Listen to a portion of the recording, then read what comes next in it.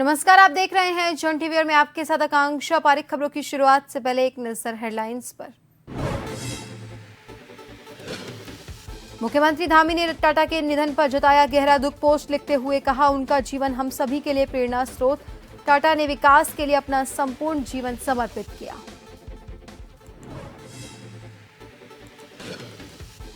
अल्मोड़ा देहरादून के बीच आज से शुरू हुई हेली सेवा। सीएम पुष्कर सिंह धामी देहरादून से शुभारंभ। दून से अल्मोड़ा का किराया होगा 5,000 रुपए।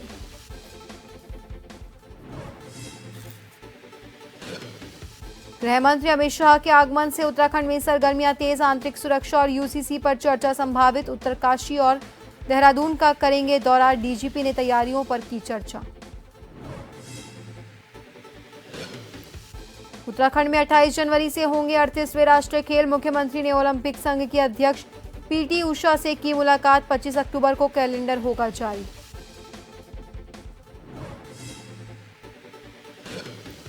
और शीतकाल के लिए बंद हुए हेमकुंड साहिब के कपाट। पहर 12:30 बजे गुरुद्वार में पढ़ी जाएगी साल की अंतिम अरदास। इस साल 2,37,000 श्रद्धालु पहुंचे।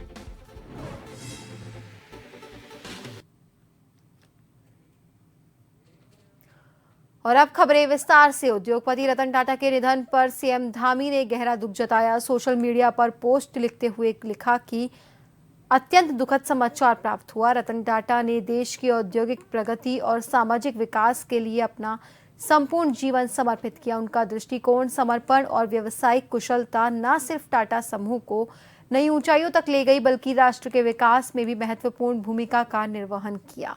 सीएम ने कहा कि उन्होंने रोजगार सृजन, समाज के सशक्तिकरण और नवाचार के क्षेत्र में अभूतपूर्व कार्य किया। उनका जीवन हम सभी के लिए प्रेरणा का स्रोत है।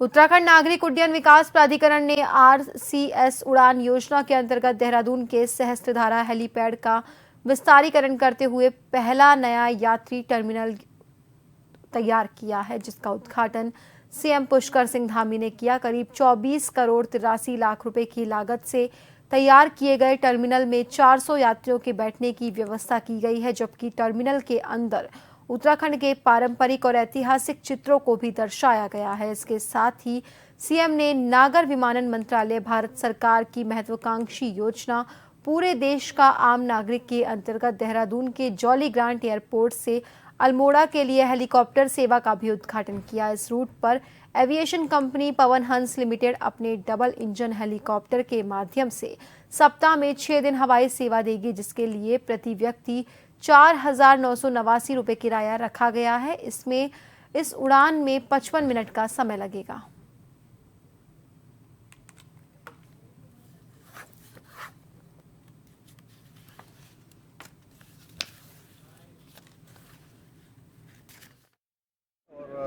निश्चित रूप से अल्मोड़ा से देहरादून की ये सेवा, हेली सेवा प्रारंभ होने से दैवीय आपदा की स्थिति के समय में, अन्य जो स्वास्थ्य कारणों से और पर्यटन की दृष्टि से भी ये बहुत महत्वपूर्ण है। और विशेषकर लोगों की सुविधा की दृष्टि से, जहाँ बाई रोड जाने में कई घंटों का सफ़र लगता है, 10 घंटों से भी ज़्यादा का, ये अब सफ़र मात्र 1 घंटे में, सवा घंटे में पूरा हो जाएगा। और इसके लिए मैं आदरणीय प्रधानमंत्री जी का धन्यवाद करता हूँ कि उनका हमारे राज्य से विशेष लगाव है और उसके कारण से हमको जो है हेली सेवाओं के क्षेत्र में और हमारे जो एयरपोर्ट हैं, चाहे वो देहरादून का हमारा एयरपोर्ट वो अंतर्राष्ट्रीय स्तर का बनने की दिशा में लगातार आगे बढ़ रहा है और पूरे देश भर के लिए जो प्रमुख शहर हैं, उन प्रमुख शहरों के लिए सेवा मिल रही है। पंतनगर के एयरपोर्ट को भी हम अंतर्राष्ट्रीय स्तर का बनाने के लिए लगातार प्रयास कर रहे हैं। 850 एकड़ के लगभग ज़मीन अभी नागरिक उड्डयन मंत्रालय भारत सरकार को हमने हस्तांतरित कर दी है। का अधिकार अधिनियम की 19वीं वर्षगांठ देहरादून में राजभवन में मनाई गई। इसमें मुख्य अतिथि के रूप में राज्यपाल ने शिरकत की। कार्यक्रम में बागेश्वर में तैनात जिला विकास अधिकारी संगीता आर्या का राज्यपाल ने सम्मान किया। इस दौरान पूरे प्रदेश से सूचना अधिकार के क्षेत्र में उत्कृष्ट काम करने वाले 5 लोक सूचना अधिकारियों और 3 विभागीय अपीलीय अधिकारियों को भी सम्मानित किया गया।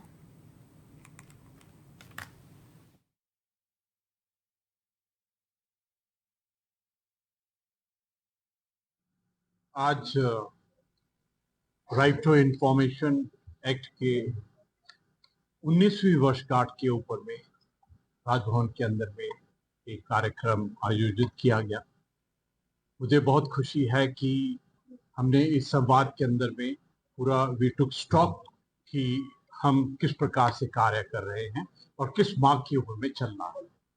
मुझे इस बात की बहुत खुशी है कि उत्तराखंड का सूचना आयोग बहुत ही अच्छी कार्य कर रहा है और आज एक बहुत सुंदर स्टेप किया गया कि जो भी अधिकारी अच्छा कार्य कर रहे हैं उनको सम्मानित किया गया। ये पहली बार है कि आरटीआई संस्था के अंदर में हमने एक सम्मान देने के लिए एक प्रोग्राम किया गया। हमारे लिए सबके लिए चैलेंज है कि किस प्रकार हम पूरे जो राइट टू इंफॉर्मेशन और इसका कार्यशाली है उसके अंदर में क्रिएटिविटी, पॉजिटिविटी और डायनेमिज्म लेके आए।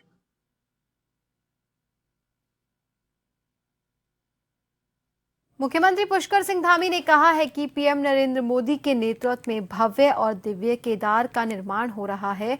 सीएम धामी ने कहा कि भगवान केदार में प्रधानमंत्री नरेंद्र मोदी की असीम आस्था है। 2013 की आपदा के पास केदारनाथ धाम में पुनर्निर्माण हो रहा है। उन्होंने कहा कि पीएम नरेंद्र मोदी के नेतृत्व में केदारनाथ का निर्माण किया जा रहा है। आपको बता दें, मुख्यमंत्री पुष्कर सिंह धामी ने हाल ही में पीएम नरेंद्र मोदी से मुलाकात की है। प्रदेश में निर्माणाधीन और आगामी दिनों के लिए प्रस्तावित कई केंद्रीय योजनाओं के बारे में पीएम नरेंद्र मोदी से सकारात्मक पहल की भी अपील की।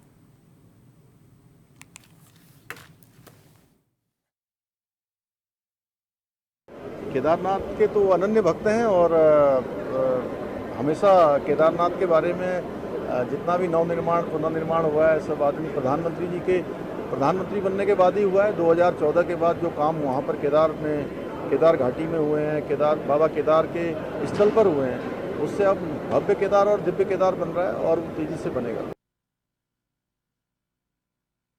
गढ़वाल करण सिंह नगन्याल द्वारा अपने हरिद्वार दौरे के दौरान एसएसपी हरिद्वार प्रमेंद्र सिंह डोभाल सहित पुलिस अधिकारीगण की मौजूदगी में जिला पुलिस मुख्यालय में अपराध समीक्षा गोष्ठी ली गई। गोष्ठी के दौरान आईजी गढ़वाल द्वारा गंभीर अपराधों, हत्या, लूट, डकैती के अनावरण हेतु शेष अभियोगों की सर्किलवार तत्पश्चात थानेवार समीक्षा कर लंबित मामलों के अनावरण पर जोर देने हेतु निर्देशित किया गया। कहा कि जघन्य अपराध घटित होने पर सर्किल ऑफिसर तत्काल मौके पर पहुंचकर साक्ष्य संकलन हेतु समय से टीम गठित कर अनावरण के वैज्ञानिक तरीके से प्रयास किए जाएं।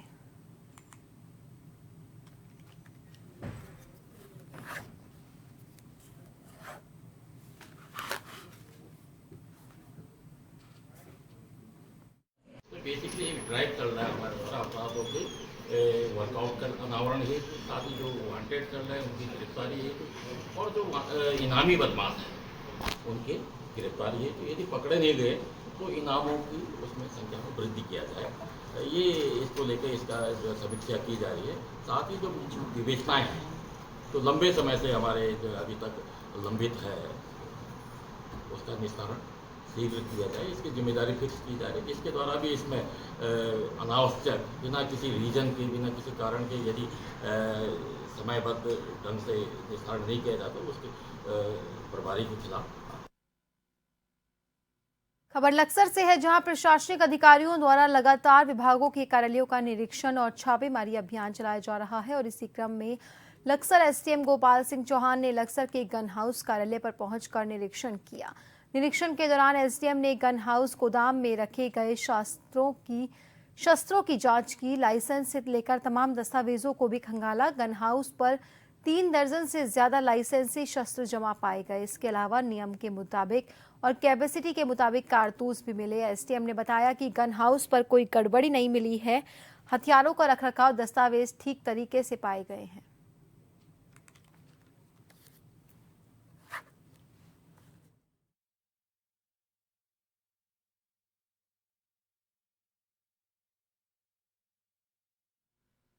जिलाधिकारी महोदय के निर्देश दिए निरीक्षण करने के लिए, उसी के क्रम में आज हमने इस हाउस का निरीक्षण किया है और जो भी यहाँ पे स्टॉक भी हमने चेक किया है और मौके पे और रजिस्टर में वो मिलान करके हमने देखा है, चाहे वो आपका कार्टेज का हो, चाहे वो बंदूकों का हो, रखरखाव का हो, तो सभी चीज़ें सही पाई गई है। और ऐसी कोई यहाँ पे चिंता नहीं पाई गई कि स्टॉक में कुछ हो, मौके पे कुछ हो। दूसरा, इनको ये बता दिया गया है कि जितने हथियार इनके यहाँ जमा हैं तो वो पूरे रजिस्टर में उन्होंने एक साथ बना रखे हैं। तो इनको यही निर्देश दिए हैं कि उसको जो भी आपके पास है उसकी डिटेल अलग से बना के रखें, महीने की या 3 महीने की बना के रखें, ताकि पूरा रजिस्टर ना पलटना पड़े।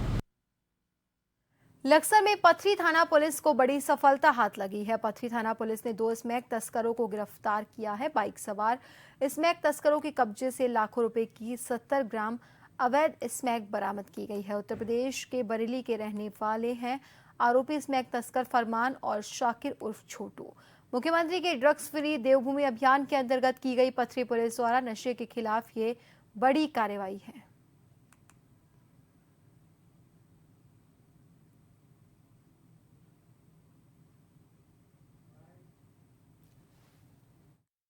मिशन के तहत हरिद्वार पुलिस लगातार कार्रवाई करती रही है, जिसमें आज भी करीब 70 ग्राम स्मैक पुलिस के द्वारा पकड़ा गया है थाना पथरी में, जिसमें 2 अभियुक्त, जो दोनों ही अभियुक्त बरेली के रहने वाले हैं और इनसे 70 ग्राम स्मैक की बरामदगी हुई है। इसमें हम लोग ये भी चेक कर रहे हैं कि बरेली से ये माल कहाँ से लेके आ रहे थे और किन लोगों को इनके द्वारा ये माल सप्लाई किया जा रहा था।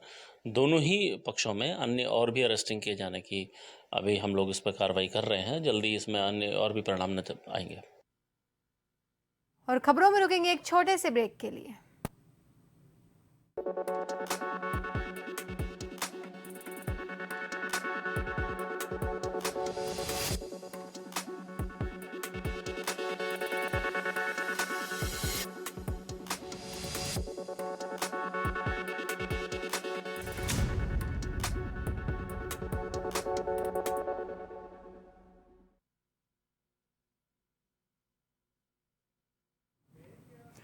ब्रेक के बाद एक बार फिर से आप सभी का स्वागत है। बढ़ते हैं अगली खबर की ओर। उत्तराखंड में 38वें नेशनल गेम्स का आयोजन 28 जनवरी से 14 फरवरी तक होगा। इसके साथ ही विंटर नेशनल गेम्स भी उत्तराखंड में ही आयोजित किए जाएंगे। सीएम पुष्कर सिंह धामी ने पहल करते हुए भारतीय ओलंपिक संघ की अध्यक्ष पीटी उषा से मुलाकात की।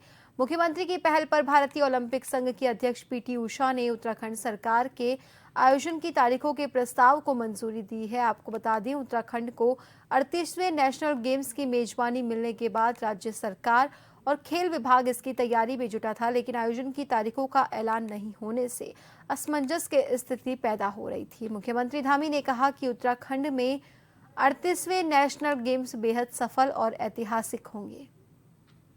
तो उसके लिए कल उन्होंने पीटी उषा जी से मिला था, ओलंपिक संघ की जो अध्यक्ष हैं, और उनसे हमने निवेदन किया कि लंबे समय से हमारे यहाँ चूँकि राष्ट्रीय खेलों का आयोजन होना था, तो उसके लिए कल उन्होंने तिथि घोषित कर दी है।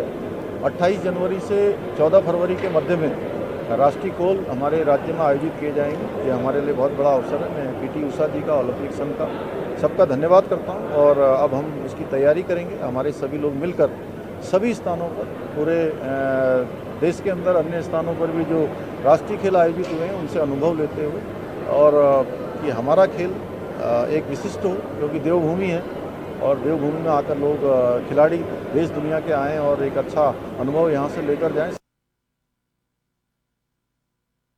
रुड़की के करौंदी स्थित एक निजी अस्पताल पर भाकियू तोमर ने नदी की भूमि पर अवैध निर्माण का बड़ा आरोप लगाते हुए बताया कि बरसात में ये नदी अपना रौद्र रूप दिखाती है, जिसमें पहाड़ी क्षेत्र से आने वाले भारी पानी के उफान से सैकड़ों गांव बाढ़ की चपेट में आ जाते हैं और किसानों की फसलें बर्बाद हो जाती है। वहीं इस नदी की भूमि के पट्टे पर निर्माण होना कोई खतरे से खाली नहीं है। ऐसे में यदि ये बिल्डिंग तैयार हो जाती है और भारी बारिश की वजह से नदी में उफान की वजह से इस बिल्डिंग के गिरने की आशंका पैदा हो सकती है, जिससे जनहानि भी हो सकती है। भाकियू तोमर द्वारा आरोप लगाया गया कि ये निर्माण तमाम मानकों को ताक पर रखकर किया जा रहा है, जिसे कतई बर्दाश्त नहीं किया जाएगा। आपको बता दें, रुड़की में एक अस्पताल द्वारा सोलानी नदी की भूमि में निर्माण करने का भाकियू तोमर ने बड़ा आरोप लगाया है। इसके साथ ही ऐलान किया है कि इस मामले को लेकर वो 2 दिन बाद रुड़की विकास प्राधिकरण कार्यालय का घेराव भी करेंगे। ये मीटिंग आरोग्यम हॉस्पिटल के जो निर्माण चल रहा ना, उसके खिलाफ है। इसमें यह 200 मीटर छोड़ने के बाद जो सरकार की गाइडलाइन है 200 मीटर छोड़ने के बाद निर्माण हो सकता है। इन्होंने ये निर्माण नदी में कर रहे, नदी के बीचों बीच निर्माण हो रहा। और अगर ये निर्माण नहीं रुकता, 14 तारीख में हमारा धरना 1 दिन का, उसके बाद अगर नहीं, जब भी कोई सुनवाई नहीं होती तो फिर ये धरना निश्चितकालीन चलेगा। लालकुआ कोतवाली पुलिस को बड़ी कामयाबी हाथ लगी है। पुलिस ने नकली नोटों का अवैध इस्तेमाल कर रहे सुनार को गिरफ्तार किया। पूछताछ के बाद उसकी निशानदेही पर पुलिस ने उसके घर और दुकानों पर छापा मारकर कई अहम दस्तावेज जब्त किए हैं। सीओ नितिन लोहनी ने बताया कि ये सुनार काफी समय से पुलिस के रडार पर था।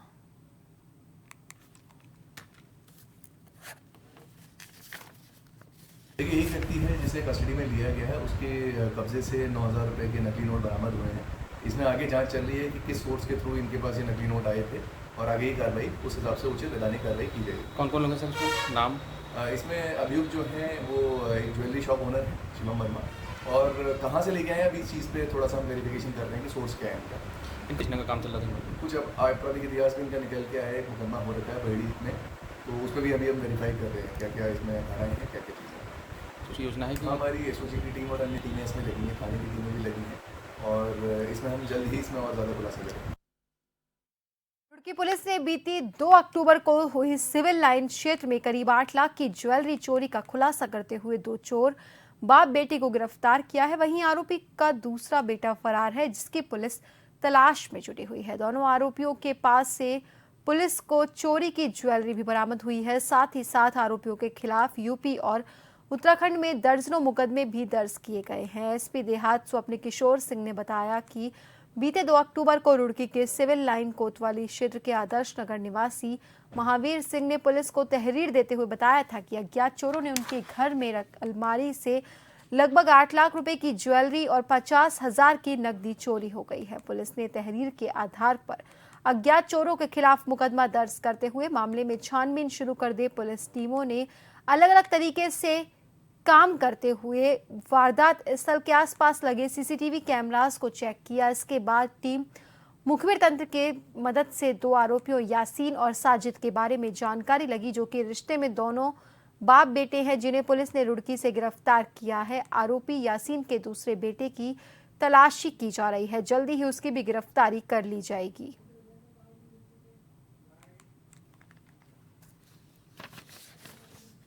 निवासी आदर्श नगर रुड़की के घर अज्ञात चोरों के द्वारा 8 लाख रुपए की ज्वेलरी और 50,000 रुपये नकद चोरी किए जाने के संबंध में एसएसपी हरिद्वार सर के द्वारा चोरी का अनावरण करने हेतु टीमों के गठन करने के निर्देश दिए गए थे। उक्त निर्देशों के अनुपालन के क्रम में रुड़की पुलिस के द्वारा कई टीमों का गठन करते हुए डिजिटल फुटप्रिंट और मैनुअल पुलिसिंग का सहारा लेकर 2 अभियुक्तों को गिरफ्तार किया गया है, जिनके नाम क्रमशः यासीन पुत्र बाबू निवासी डासनी गाजियाबाद, हाल निवासी बंदा रोड रुड़की, एवं उसके पुत्र साजिद पुत्र यासीन को गिरफ्तार कर उनकी निशानदेही पर चोरी गई बहुमूल्य सामग्री बरामद की गई है। उक्त अभियुक्तों से पूछताछ के क्रम में यह प्रकाश में आया है कि यासीन के द्वारा अब तक 2 दर्जन से अधिक चोरी की घटनाओं को अंजाम दिया गया है और चोरी की सामग्री को बेचकर इसके द्वारा रुड़की में मकान खरीदा गया, महंगे फ़ोन खरीदे गए और मोटरसाइकिल खरीदी गई। 1 हफ्ते पहले इसके द्वारा अर्टिगा कार भी खरीदी गई।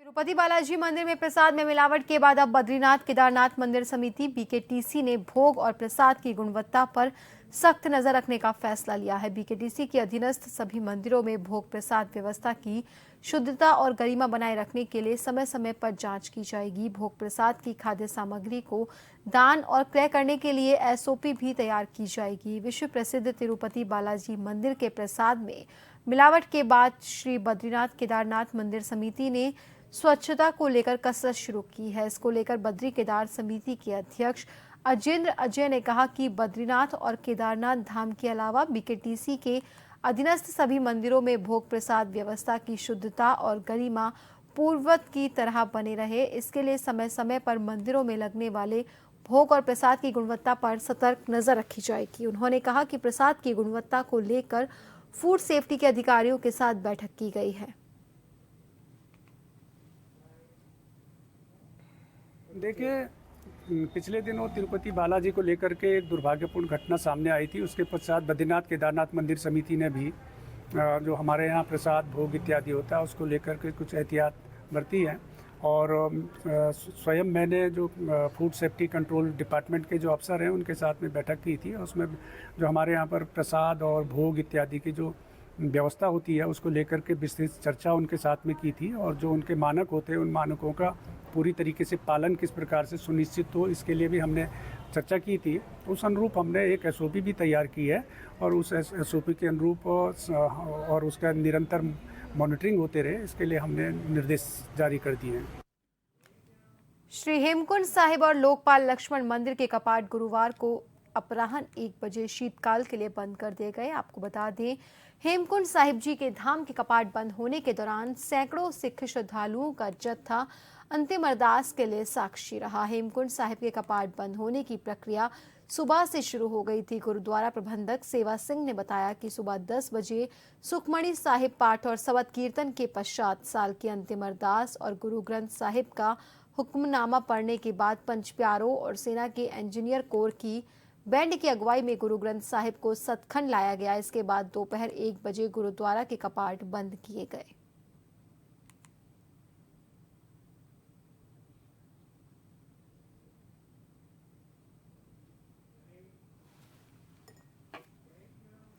बद्रीनाथ धाम के कपाट बंद होने की तिथि शनिवार 12 अक्टूबर को विजयदशमी के दशहरे के दिन बद्रीनाथ धाम मंदिर परिसर में पंचांग गणना पश्चात समारोह पूर्वक तय की जाएगी। कपाट बंद होने की तिथि तय करने के लिए दोपहर 11:30 बजे से कार्यक्रम शुरू हो जाएंगे। श्री बद्रीनाथ धाम के कपाट बंद होने की तिथि घोषित होने के कार्यक्रम विजयदशमी के मौके पर श्री बद्रीनाथ केदारनाथ मंदिर समिति अध्यक्ष अजेंद्र अजय विशेष रूप से मौजूद रहेंगे।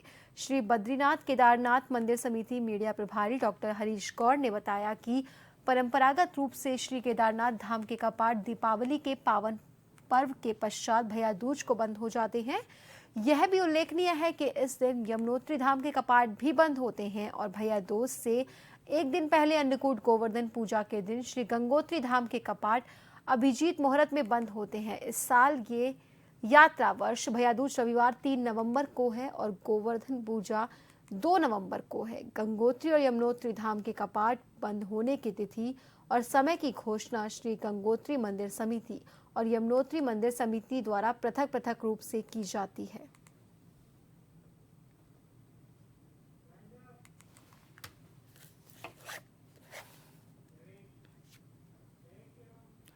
और फिलहाल के लिए बुलेटिन में इतना ही। बने रहिए जन टीवी के साथ। नमस्कार।